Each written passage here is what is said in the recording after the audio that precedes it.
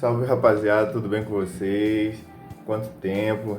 Faz praticamente um ano que eu não faço vídeo.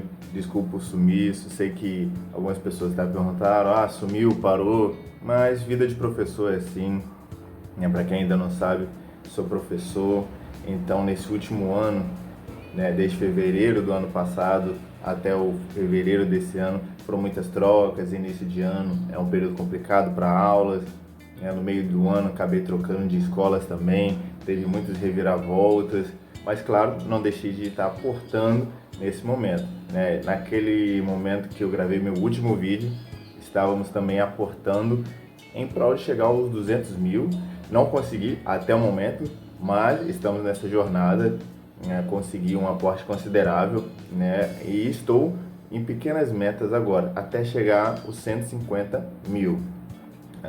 Naquela época eu tinha acabado de bater os 100 mil, né? Com aquela pequena desvalorização de sobe e desce FII, acabou, né, desvalorizando um pouquinho, mas ainda estava mantido os 100 mil. Agora os FIIs estão voltando a querer subir um pouquinho. Vou mostrar para vocês como é que ficou minha carteira ao longo desse um ano que a gente ficou parado, né? Prometo voltar aos pouquinhos, colocando os vídeos e mostrando acompanhamento até a gente chegar a essa meta de 200 mil, né, investidos. E pretendo sim continuar aportando em FII, pretendo também continuar crescendo um pouco mais minha reserva de emergência, mas não estou chamando mais de reserva de emergência. Por quê? Eu prefiro chamar de reserva de oportunidade, galera. Porque para mim, esse dinheiro como emergência, ele também pode ser como uma oportunidade. Por quê? Se você tem esse dinheiro e ele te salva de uma emergência, ok. Mas e se ele for uma oportunidade? Como vai ser uma oportunidade? Às vezes uma oportunidade de empreendimento, às vezes uma oportunidade de você dar uma boa entrada num imóvel.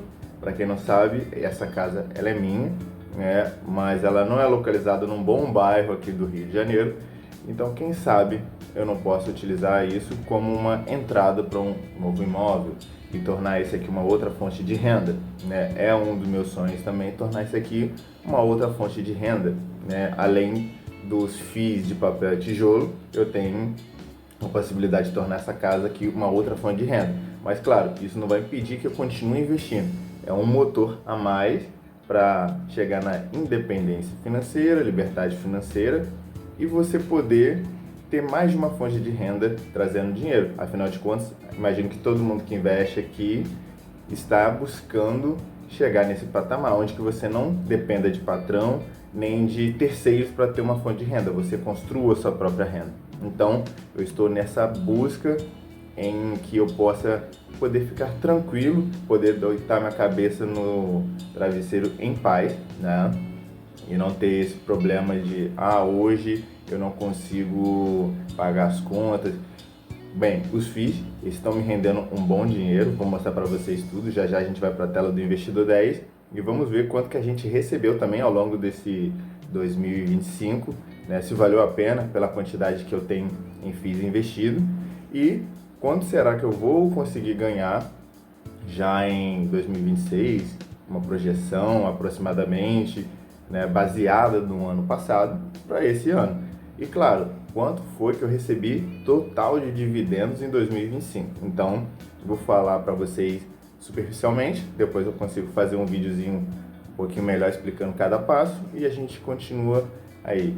Então, quem ainda não se inscreveu, se inscreve, prometo tentar ser o mais frequente possível, né? Então, se inscreve, deixa o like e bora lá para a tela do Investidor 10. Então, pessoal, já estamos aqui na tela do Investidor 10.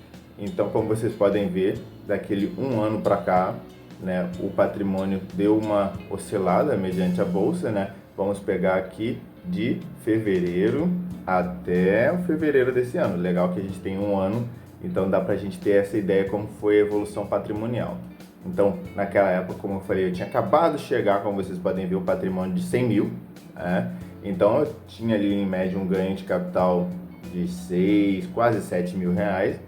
Porém, vocês podem ver que em março ele explodiu um pouco, né? Foi que eu acabei incluindo aqui uma das minhas reservas no patrimônio, mas depois eu optei por tirar, porque esse dinheiro eu ia utilizar em outras situações, não como realmente uma reserva de oportunidade, assim como reserva de emergência. Então eu retirei esse dinheiro e optei por não deixar ele na carteira, porque ele sim vai servir como uma reserva de emergência, caso eu precise pagar alguma conta ou outras situações da vida, que a gente sabe que sempre acontece um imprevisto na vida, principalmente quando você é professor, né? Principalmente sendo contratado, não como concursado, sou CLT, tá, galera? Então, CLT sempre tem que ter um cuidado redobrado. Então, seguindo para abril, então o patrimônio voltou um pouco e também os FIIs, a bolsa deu uma oscilada, então o meu patrimônio perdeu a desvalorização de 5 mil, porém, como vocês podem ver, ele foi se recuperando aos poucos, 96, depois continuou no 96, então aquele período de transição que eu ainda estava, legal que a bolsa vai acompanhando ali os momentos que a vida vai oscilando, né? Afinal de contas, eu estava em transição de uma escola para outra, de situações em situações, então eu não conseguia aportar tanto, né? Então, já para período de julho e junho, né, eu já estava conseguindo aportar um pouco mais. Porém, o patrimônio estava ali, ó, perdendo capital, que a gente teve um aumento na taxa Selic, então as bolsas ainda estavam dando aquela equilibrada. Então, voltei a conseguir aportar legal mesmo somente em agosto, né, período de férias, eu estava mais tranquilo e consegui aportar com mais tranquilidade. Já em setembro, o patrimônio deu uma pequena crescida, então já estava num ritmo mais tranquilo, onde que eu conseguia pensar estrategicamente onde ia colocar. Afinal de contas, eu tenho os FIIs que eu confio mais, então eu consegui perceber que agora como CLT e nessa nova empresa eu estou mais tranquilo, né? Não que eu esteja desprevenido, mas eu estou tranquilo, então aquele dinheiro que eu tinha guardado, caso de emergência, eu posso investir ele, porque agora eu estou mais tranquilo nessa empresa. Quando você está começando numa empresa, você sabe que você tem aquele período de teste e se tudo der certo, né, você acaba ficando. E a gente pode ver que aqui, ao longo desse caminho, foi só aumentando.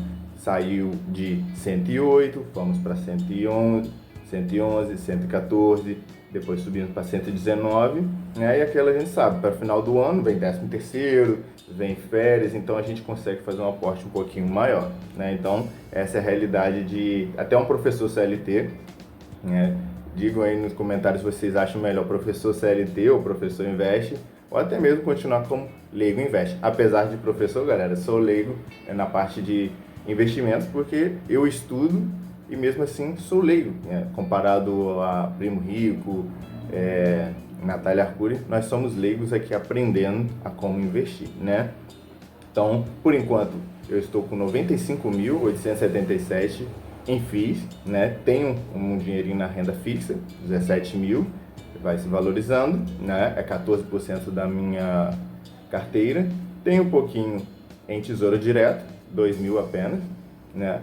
Comecei a aportar um pouco mais em ações, dito que o Banco do Brasil, né? Não acho que é o BB Seguridade, mas o Banco do Brasil, né? Ele teve uma pequena desvalorização, então aproveitei essa oportunidade e comprei algumas ações do Banco do Brasil, uma empresa que eu gosto bastante. Digam aí se vocês também aproveitaram essa época do Banco do Brasil desvalorizando e fizeram bons aportes em ações. Tenho também um pouquinho em ETF lá fora, não muito. Acho que vou aproveitar esse momento agora de desvalorização do dólar, né? Graças a problemas políticos dos Estados Unidos, eu vou ter uma reserva maior em dólar também. Tem pouquinha coisa em ETF internacional, né? Que uma parte é que eu invisto realmente aqui pelo Brasil e uma outra parte eu invisto já direto na Nomad, né? Que é uma empresa que você tem como aportar diretamente nos Estados Unidos sem ser por ETFs, né? ETFs, vamos dizer, daqui do Brasil que replicam a bolsa americana. E tenho também aquele pouquinho em REITs. É pouca coisa, como se fossem os fundos imobiliários americanos, é pouco, mas eu coloquei de teste para ver como eles vão se performando. E até então, todos estão indo bem. Então, vocês veem minha evolução patrimonial e no próximo vídeo eu vou dizer para vocês como é que foi a parte dos dividendos, galera. Se ele foi legal, quanto que eu recebi, se valeu a pena ou não manter esse dinheiro todo parado, vamos dizer assim, trabalhando para mim, mas parado, não investindo numa empresa, em outro negócio, se foi um rendimento bacana. Então, espero que vocês tenham gostado e a gente se vê no próximo vídeo e espero que seja em breve. Grande abraço!